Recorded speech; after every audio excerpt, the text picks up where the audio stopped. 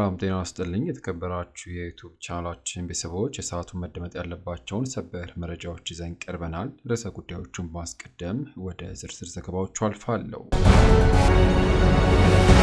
በኢትዮጵያ የጤና ሰራተኞች በአደጋ ላይ ናቸው። የነርሶች ማህበር አስቸኳይ እርምጃ እንዲወሰድ ጠይቀዋል። ከማህበሩ የወጣውን መግለጫ በዜና ዘገባችን ይዘነዋል፣ ወደ እናንተ እናደርሳለን። በሌላ ዜና ጌታቸው ረዳ ከፕሬዝዳንት ጽሕፈት ቤት ሾልኮ ከወጣው ዘገባ ጀርባ ያለውን እውነታ ማጋለጣቸው፣ ይህን ተከትሎ የወጣ ምስጢራዊ ሰነድ 231 ስሞችን አጋልጧል። ዝርዝሩን በስፋት ይዘናል። በሌላ መረጃ ምክር ቤቱ 30ኛ መደበኛ ስብሰባውን ነገ ያካሂዳል። በስብሰባው በኢትዮጵያ የውጭ ዜጎች በሊዝ የመሬት ባለይዞታ እንዲሆኑ የሚፈቅድ አዋጅ ረቂቅ በነገው ዕለት ለፓርላማ ሊቀርብ እንደሆነ ተገልጿል። በማዕከልም የባህር ዳር ምክር ቤት የተለያዩ ሹመቶችን ሰጥቷል። ዝርዝሩ ተዘጋጅቷል። በሌላ ዜና የሶማሊላንድ ዓለም አቀፍ ዘመቻ 130 አገሮች እውቅና እንዲሰጣቸው ጠይቀዋል። በሰዓቱ ታደምጣላችሁ። ከውጭ መረጃ የአሜሪካው ፕሬዝዳንት ጆ ባይደን በከባድ በጤና ችግር ውስጥ መሆናቸውን በሕክምና ታወቀ። የጆ ባይደን የጤና ሁኔታ አስደንጋጭ እንደሆነ ዶክተሮቹ ይፋ አድርገዋል። በዝርዝር መረጃው እንመለከተዋለን። ሌሎች ተጨማሪ አጫጭር ወቅታዊ የባህር ማዶ ዜናዎችንም ይዘናል፣ ታደምጣላችሁ። ለቻናሉ አዲስ ሲሆናችሁ ሰብስክራይብ በማስከተል የደውል ምልክቷን በመጫን ቪዲዮን ላይክ በማድረግ በቆይታችን እስከ ቪዲዮ ፍጻሜ አብራችሁን እንድትቆዩ በመጋበዝ በቀጥታ ወደ መረጃዎቹ አልፋለሁ። አብረን እንከታተለው። ክቡራን አድማጮች በቅድሚያም በርዕሰ ጉዳዮቹ ቅድሚያ ያስደመጥኳችሁን መረጃዎች ወደ እናንተ ላድርስ። በኢትዮጵያ የጤና ሰራተኞች በአደጋ ላይ መሆናቸውን የነርሶች ማህበር አስቸኳይ እርምጃ እንዲወሰድ ጠይቋል። የማህበሩ መግለጫ በቅደም ተከተል ወደ እናንተ ላድርስ። የኢትዮጵያ ነርሶች ማህበር የጤና ባለሙያዎች ጉዳይ አሳሳቢ ደረጃ መድረሱን ገለጸ። ጥያቄ ስለጠየቁ የታሰሩ ባለሙያዎች እንዲፈቱ እንዲሁም ዛቻና ማስፈራሪያዎች እንዲቆሙም ጠይቋል። ማህበሩ ይህንን ያለው በተለያዩ የሀገሪቱ አካባቢዎች እየተካሄደ ባለው የጤና ባለሙያዎች ወቅታዊ እንቅስቃሴ ዙሪያ በላከው መግለጫው ነው። ማህበሩ አሳሳቢ ደረጃ ላይ ለደረሰው የጤና ባለሙያዎች ጉዳይ መንግስት ትኩረት እንዲሰጥም ጠይቋል።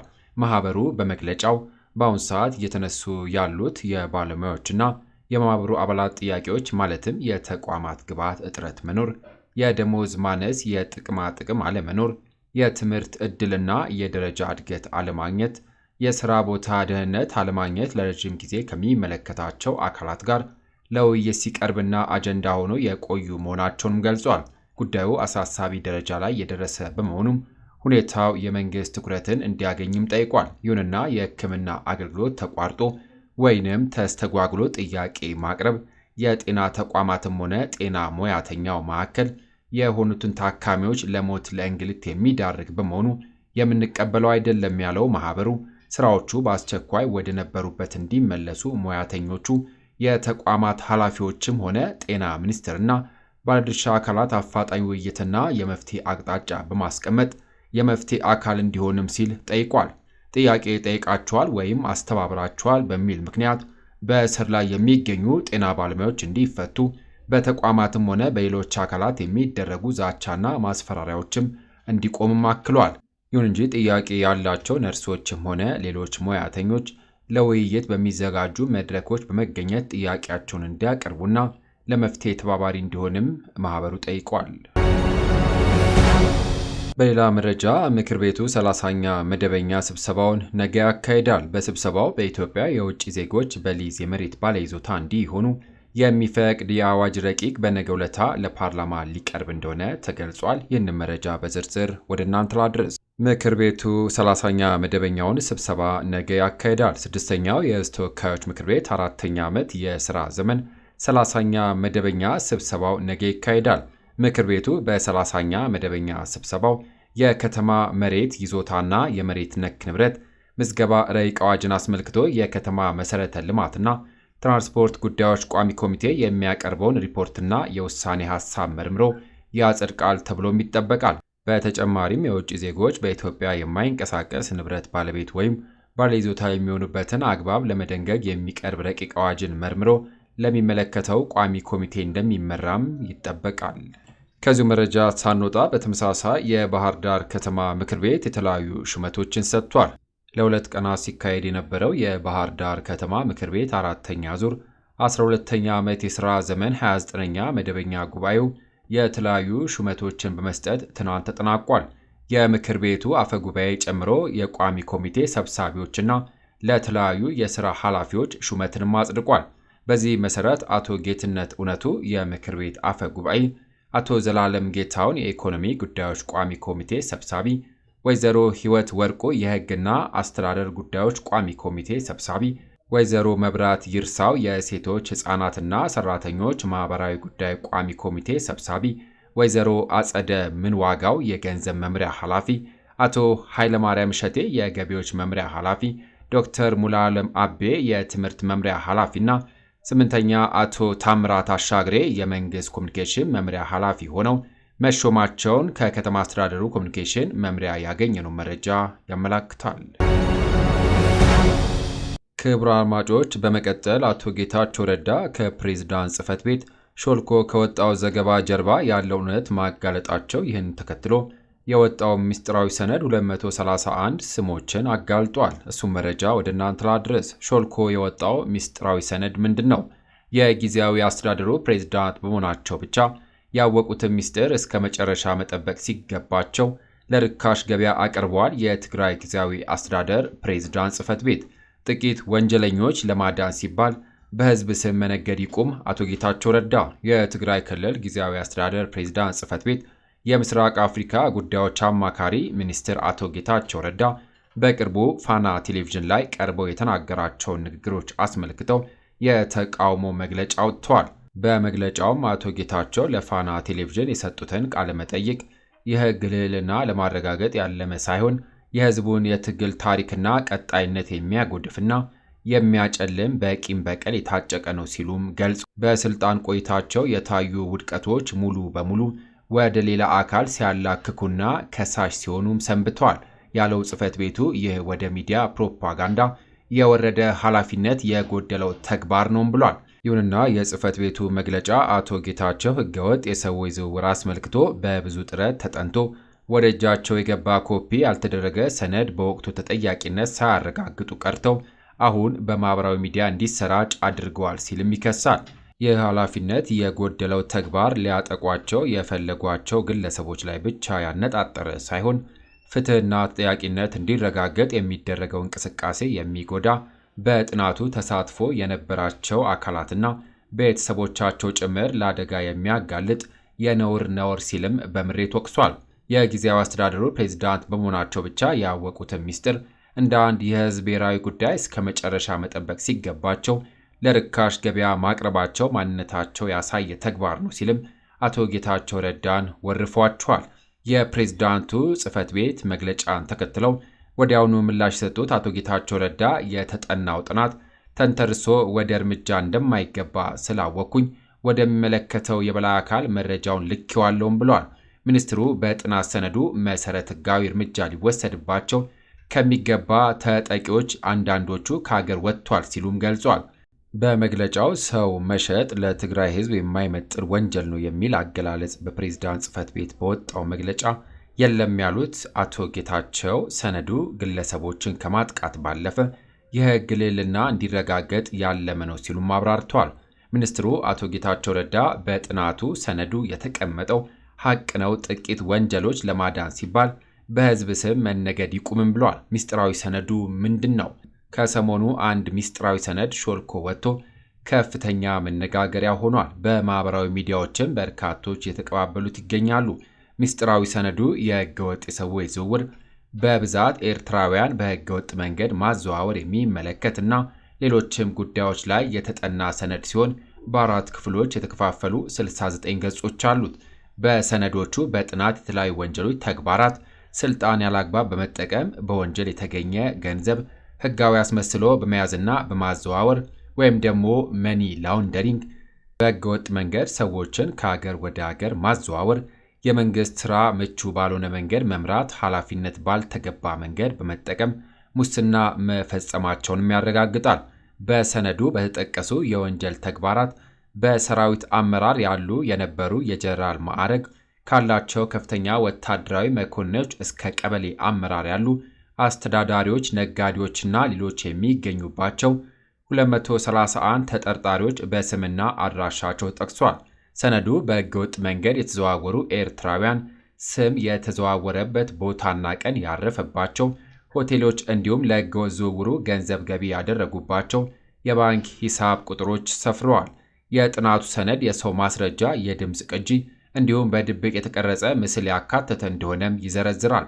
በሰነዱ በቀንደኛ ተጠርጣሪነት ከተጠቀሱት ከፍተኛ መኮንኖች አንዱ የሆኑት ተወልደ ገብረ ትንሣኤ ህንብበ በቅርቡ ከሀገር መውጣታቸው ሚኒስትር አቶ ጌታቸው ረዳ በቅርቡ ከፋና ቴሌቪዥን በነበራቸው ቆይታ ጠቅሰዋል።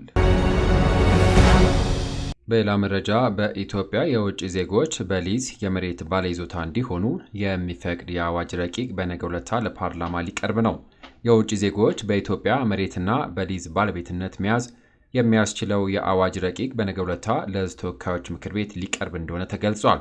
የኢትዮጵያ ዜግነት የሌላቸው ግለሰቦች በኢትዮጵያ መሬትን፣ የመኖሪያ ቤትን ወይም ተያያዥ ግንባታዎች በባለቤትነት ለመያዝ ቢያንስ 150,000 የአሜሪካ ዶላር ሊመድቡ እንደሚገባም በአዲሱ አዋጅ ተደንግጓል። ይሁንና የውጭ ዜጎች በኢትዮጵያ የማይንቀሳቀስ ንብረት ባለቤት ወይም ባለይዞታ የሚሆኑበትን አግባብ ለመደንገግ የወጣውን ይህን አዋጅ የሚኒስትሮች ምክር ቤት ተወያይቶ ለፓርላማ የመራው ከ2 ሳምንት በፊትም ነበር። አዋጁ የተዘጋጀው የውጭ ዜጎች በኢትዮጵያ የመኖሪያ ቤት ባለቤት የሚሆኑበት ወይም ለመኖሪያ ቤት ግንባታ የሚውል መሬት የሚያገኙበትን ሕጋዊ አሰራር ለመዘርጋት እንደሆነ በመግቢያው ላይ ሰፍሯል። ይሁንና መኖሪያ ቤት ማለት ለግለሰብ ወይም ለቤተሰብ መኖሪያነት የሚያገለግል ለንግድ ዓላማ ማዋል የማይፈቅድ ቤት እንደሆነ በአዋጁ ረቂቅ የትርጓሜ ክፍል ላይ ተቀምጧል። ሆኖም ይህ መሰሉን ቤት ለመኖሪያነት ዓላማ የማከራየት መብት የተጠበቀ መሆኑ በአዋጁ ላይ አመላክቷል። በሌላ መረጃ የሶማሊላንድ ፕሬዝዳንት አብዱራህማን መሐመድ አብዱላሂ ኢሮ ከ130 በላይ ለሚሆኑ ሀገራት ለሶማሊላንድ እውቅና እንዲሰጥ ጥሪ ማቅረባቸውን ገለጹ። ሶማሊላንድ ነፃነቷን ያወጀችበት 34ኛ ዓመት ክብረ በዓል ላይ ንግግር ያደረጉት ፕሬዝዳንቱ ጠቅላይ ሚኒስትሮችና ነገስታትና አሚሮች ጨምሮ ከ130 በላይ ለሚሆኑ ሀገራት ለሶማሊላንድ እውቅና እንዲሰጥ የሚጠይቅ የፕሬዝዳንታዊ ደብዳቤዎችን መላካቸውን ተናግረዋል። ይሁንና ክብረ በዓል ላይ ለዓለም አቀፍ ማህበረሰብ ለሶማሊላንድ የሀገርነት እውቅና እንዲሰጥ በድጋሚ ጠንካራ ጥሪ ማቅረባቸውን ሆርን ዲፕሎማት ዘግቧል።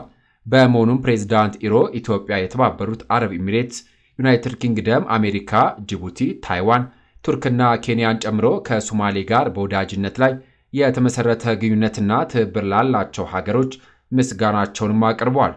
የሶማሌላንድ የውጭ ጉዳይ ፖሊሲ በሰላም በጋራ መከባበርና በገንቢ አጋርነት መርሆች ላይ የተመሰረተ መሆኑን አረጋግጠው በአፍሪካ ቀንድና በቀይ ባህር ላይ ብልጽግናን በማጎልበትና በቀጣይ ደህንነት ውስጥ ወሳኝ ሚና ለመጫወት ዝግጁ ነን ብለዋል። ምንጭ አዲስ ስታንዳርድ። በመቀጠል ክቡራን አድማጮች ከሀገር ውስጥ መረጃ መለስ ስንል ወደ ውጭ ወደ ያስኩላችሁ መረጃዎች አልፋለሁ። ጆ ባይደን በካንሰር ህመም መያዛቸው ተነገረ። የቀድሞው የአሜሪካ ፕሬዝዳንት ጆ ባይደን በካንሰር ህመም መጠቃታቸውን ጽህፈት ቤታቸው አስታውቋል። የ82 ዓመቱ ጆ ባይደን በከባድ የፕሮስቴት ካንሰር መጠቃታቸውና በካንሰር የተጠቃው ህዋሳቸው ወደ አጥንታቸው መዛመቱም ተነግሯል። ይሁንና የፕሬዝዳንቱ የካንሰር ደረጃ ከፍ ያለ መሆኑ የተገለጸ ሲሆን በሚደረግላቸው የህክምና አማራጮች ዙሪያ ከቤተሰቦቻቸው ጋር እየመከሩ ነው ሲል አሶሺየትድ ፕሬስ ዘግቧል። በማስከተል በወቅታዊ ጉዳይ ከባህር ማዶ የተሰሙ አጫጭር መረጃዎችን ወደ እናንተ ላድረስ። የሱዳን መንግስት ጦር በዳርፉር ግዛት አንቱሩን የተባለን አካባቢ ከአርኤስኤፍ ታጣቂዎች ቀምቼ ተቆጣጥሬያለሁ አለ። አንቱሩን ወታደራዊ ፋይዳው የጎላ ስፍራ ነው መባሉን አናዶሉ ጽፏል። ይህ አካባቢ ከአርኤስኤፍ ለመቀማት በተካሄደው ውጊያ የሱዳን መንግስት ጦር ተባባሪዎችም አብረው ተሰልፈው ነበርም ተብሏል። በውጊያው አርኤስኤፍ በሰው ኃይል ሆነ በቁሳቁስ ከፍተኛ ኪሳራ እንደገጠመው የሱዳን መንግስት የጦር ሹሞች ተናግረዋል። አርኤስኤፍ የአንቱሩን አካባቢ የተቆጣጠረው ከወር በፊት በተካሄደው ውጊያ እንደነበር መረጃው አስታውሷል።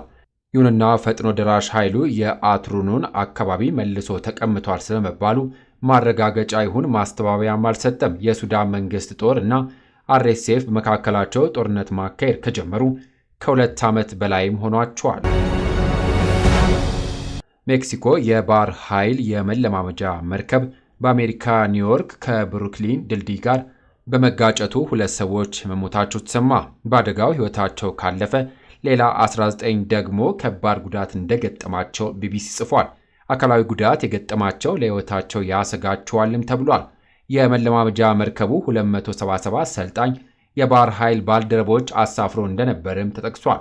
መርከቡ በሜካኒካዊ እክል የተነሳ የኤሌክትሪክ መጥፋት የገጠመው መሆኑ ከድልድዩ ምሰሶ ጋር እንዲላተም ምክንያት እንደሆነም ተገምቷል። በአደጋው ድልድዩ አንዳችም ጉዳት አልደረሰበትም ተብሏል። የሜክሲኮ ፕሬዝዳንት ክላውዲሻ ሺምባው በአደጋው ከልብ አዝኛለሁ ማለታቸውም ተሰምቷል። የየመን ሰነአ ዓለም አቀፍ ኤርፖርት ከ10 ቀናት መቋረጥ በኋላ ወደ ሙሉ አገልግሎት ተመለሰ ተባለ። ቀደም ሲል የየመን ሀቲዎች ኤርፖርት በእስራኤል ከባድ የአየር ድብደባ ከፍተኛ ጉዳት ደርሶበት እንደነበር መናገራቸውን አልአንዶሉ ዘግቧል። እስራኤል በኤርፖርት ላይ ድብደባ የፈጸመችው ሁቲዎች ወደ እስራኤል ቤንጉሪዮን ኤርፖርት ባሊስቲክ ሚሳኤል ከተኮሱም በኋላ ነበር። ሁቲዎች በእስራኤል ላይ የሚሳኤልና የድሮን ጥቃት የሚሰነዝሩት ለጋዛ ፍልስጤማውያን አጋርነታቸውን ለማሳየት እንደሆነ በተደጋጋሚ ይናገራሉ። እስራኤል የጋዛ ጦር ዘመቻዋን ማካሄድ ከጀመረች አንስቶ የተገደሉ ፍልስጤማውያን ብዛት ከ53,000 መብለጡ በመረጃው ተጠቅሷል። የየመኗ ርዕሰ ከተማ ሰናን ጨምሮ አብዛኛው የአገሪቱ ሰሜናዊ ክፍል የሚያስተዳድሯት ሁቲዎች የኢራን ሁነኛ የጦርና የፖለቲካ አጋሮች መሆናቸውም ይነገራል።